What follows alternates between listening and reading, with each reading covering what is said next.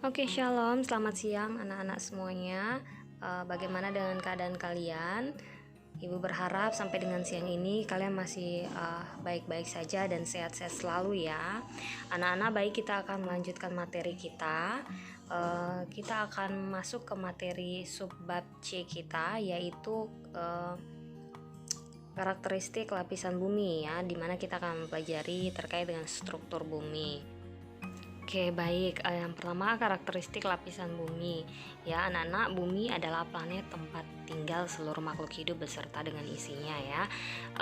Sebagai tempat tinggal makhluk hidup, bumi tersusun atas beberapa lapisan, yaitu kerak bumi atau crust, selimut bumi atau mantle, dan juga inti bumi atau core ya. Nah, anak-anak bisa lihat pada gambar ya, bagian kerak, bagian mantel, inti luar maupun inti dalam ya. Ini adalah gambar struktur bumi kita. Nah, anak-anak, kerak bumi adalah lapisan kulit bumi yang paling luar yang tersusun atas batuan. Unsur-unsur yang menyusun kerak bumi antara lain ada oksigen ya sebesar 46,40%, kemudian ada silikon ya 27,72%, ada aluminium ya 8,13%, besi 5,00% ya, kalsium 3,63% ya, natrium 2,83%, kalium 2,59%, magnesium 2,09%, dan unsur lainnya yaitu sebesar 1,41%. Nah, kerak bumi terletak di bagian paling atas litosfer ya, yaitu lapisan padat yang terletak di bagian paling luar bumi. Nah, kerak bumi dapat dibedakan menjadi dua, yaitu ada kerak bumi dan kerak benua. Oke, baik, kita lihat satu-satu. Yang pertama, kerak benua. Nah, kerak benua memiliki ketebalan rata-rata sekitar 35 km. Kerak benua disebut juga lapisan granitis karena batuan penyusun lapisan ini didominasi oleh batuan granit. Kerak bumi tersusun atas mineral yang kaya akan logam, silisium, dan aluminium yang disebut sial. Sehingga kerak benua juga dapat disebut sebagai lapisan sial. Contohnya kerak benua adalah kerak benua Amerika Selatan, Amerika Utara, Eropa, Afrika, dan juga Asia. Oke, kita lanjut yaitu kerak samudra. Nah, kerak samudra memiliki ketebalan sekitar 5-15 km. Kerak samudra disebut juga lapisan basaltis karena batuan penyusun utama dari lapisan ini adalah basalt. Kerak samudra tersusun atas mineral yang kaya akan logam, silisium, dan magnesium yang disebut sima. Sehingga kerak benua juga dapat disebut sebagai lapisan sial. Nah, contoh kerak samudra adalah kerak samudra Atlantik dan kerak samudra Pasifik. Oke, baik, kita lanjut ya. Struktur bumi berikutnya yaitu selimut bumi atau biasa disebut dengan mantel atau dikatakan selubung bumi. Nah, selimut bumi atau biasa disebut mantel ataupun selubung bumi itu adalah lapisan yang terdapat di bawah kerak bumi. Sebesar 80% dari volume bumi merupakan selimut bumi. Sesuai namanya, lapisan ini berfungsi untuk melindungi bagian dalam bumi. Jadi, batas antara kerak bumi dengan selimut bumi disebut juga lapisan mohorofikik discontinuity atau MOHO. Ya, selimut bumi memiliki ketebalan 2.900 km dan terdiri dari unsur silikon, oksigen, besi, dan magnesium. Nah, suhu bagian atas mantel bumi sekitar 870 derajat Celcius, sedangkan suhu di bagian paling bawahnya mencapai 2900 derajat Celcius. Mantel bumi bersifat cair karena adanya perbedaan suhu tersebut. Jadi, lapisan ini menyimpan magma yang akan dikeluarkan oleh gunung berapi ketika terjadi erupsi. Selubung bumi ini dapat dibagi menjadi dua, yaitu selubung atas dan juga selubung bawah. Oke, yang pertama selubung atas ya. Ketebalan selubung atas ini dia lebih tipis dibandingkan dengan selubung bawah.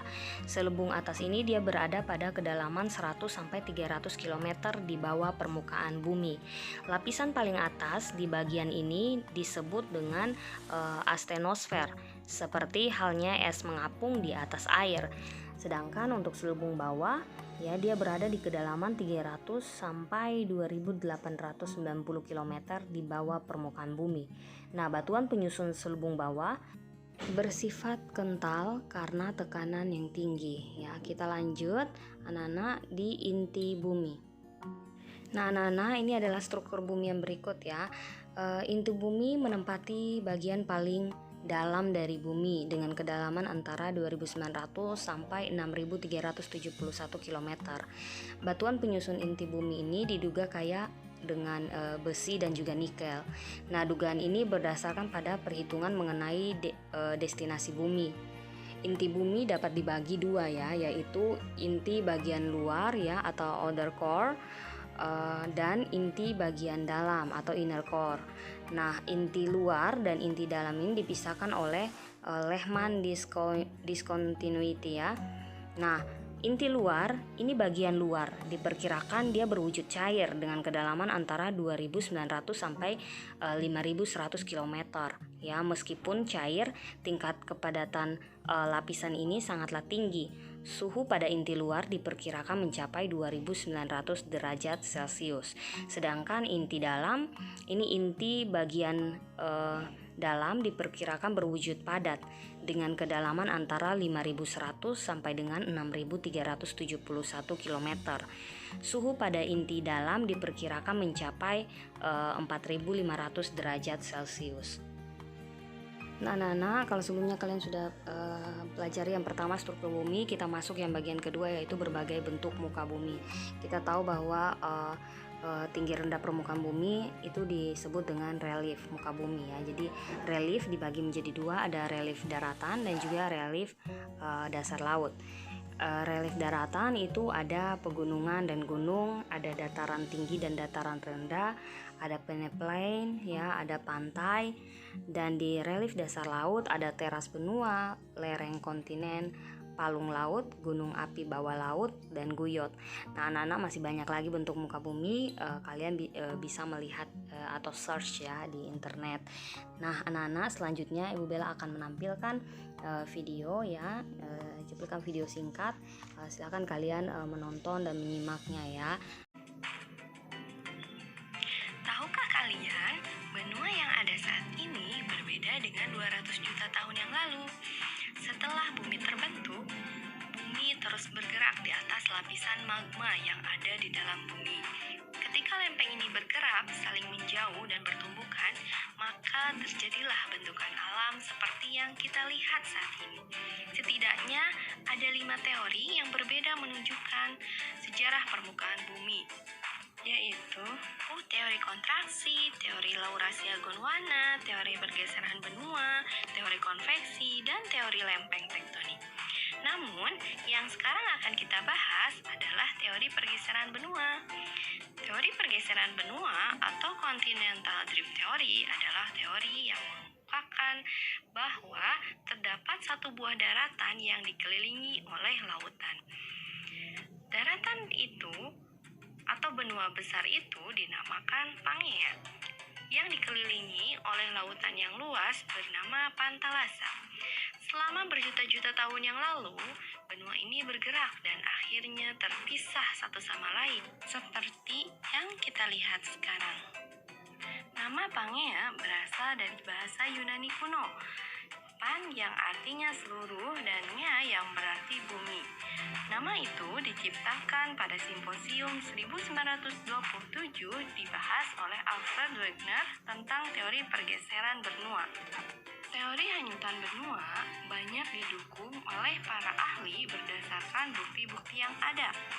Bukti-bukti yang digunakan untuk mendukung teori hanyutan benua adalah tepi laut di bagian timur Amerika Selatan dan tepi laut di bagian Afrika terlihat memiliki potongan yang cocok satu sama lain. Juga dari segi batuan di Amerika Selatan dan di Afrika memiliki jenis umur batuan yang sama. Selanjutnya, Pangea mulai memecahkan diri dari benua yang lebih kecil yang bernama Laurasia dan Gondwana selama periode Jurasik atau zaman dinosaurus. Sedangkan pada akhir periode Kretasius, benua yang ada sudah sama seperti sekarang.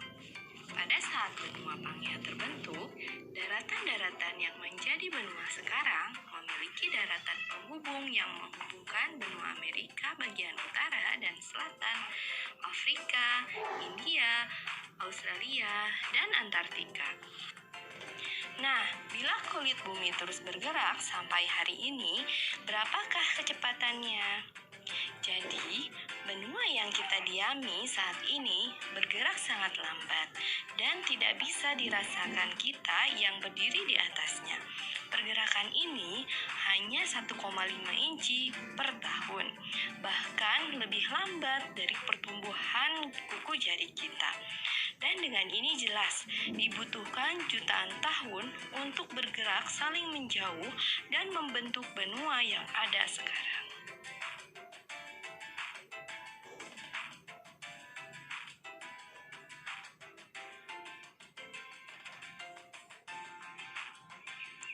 Selanjutnya adalah tentang teori tektonik lempeng. Yang pertama yaitu saling tumbukan atau konvergen. Konvergen adalah gerakan di mana dua lempeng saling bertemu satu sama lain. Terdapat 3 macam gerakan konvergen, yaitu lempeng benua dan lempeng benua, lempeng benua dan lempeng samudra, kemudian lempeng samudra dan lempeng samudra. Tumbukan antar lempeng benua dan lempeng samudra akan menghasilkan zona subduksi, di mana lempeng samudra akan menunjam ke bawah karena karakteristik lempeng samudra lebih lemah dibanding lempeng benua. Dan di zona subduksi akan terjadi peleburan batuan, kemudian magma menerobos. Kemudian selanjutnya terbentuklah gunung api seperti yang ada di Indonesia.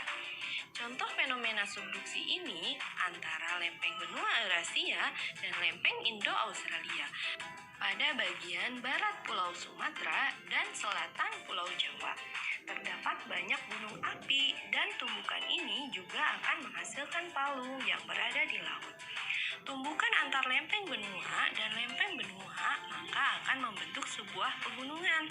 Contohnya adalah pegunungan Himalaya di perbatasan India dan Nepal. Pegunungan ini terbentuk karena tumbukan lempeng Eurasia dan lempeng subkontinen India. Dan salah satunya terbentuk puncak tertinggi yaitu Mount Everest. Tumbukan lempeng samudra dan lempeng samudra akan menghasilkan Kepulauan Mentawai, Filipina, dan gerakan ini akan menciptakan bentang alam. Yang kedua, gerakan lempeng saling menjauh atau divergen. Pergerakan ini saling menjauh sehingga ada rekahan dan ruang kosong di antara kedua lempeng tersebut. Kemudian magma akan keluar di antara rekahan-rekahan tersebut dan membentuk busur api tengah samudra atau mid-ocean ridge. Contoh mid-ocean ridge adalah mid-Antartika. Yang ketiga adalah saling bergeser atau transform. Adalah di mana kedua lempeng bergerak sejajar namun berbeda arah sehingga kedua lempeng tersebut saling bergesekan. Contoh yang paling terkenal adalah di antara gerakan transform adalah Sesar San Andreas. Jadi, begitulah proses dari teori tektonik lempeng. Oke, baik anak-anak, itu dia tadi ya cuplikan video terkait dengan pergeseran benua yang kemudian menyebabkan terbentuknya relief muka bumi yang kita lihat sekarang ada di bumi kita, begitu ya anak-anak ya. Oke, baik anak-anak, materi kita sampai di sini.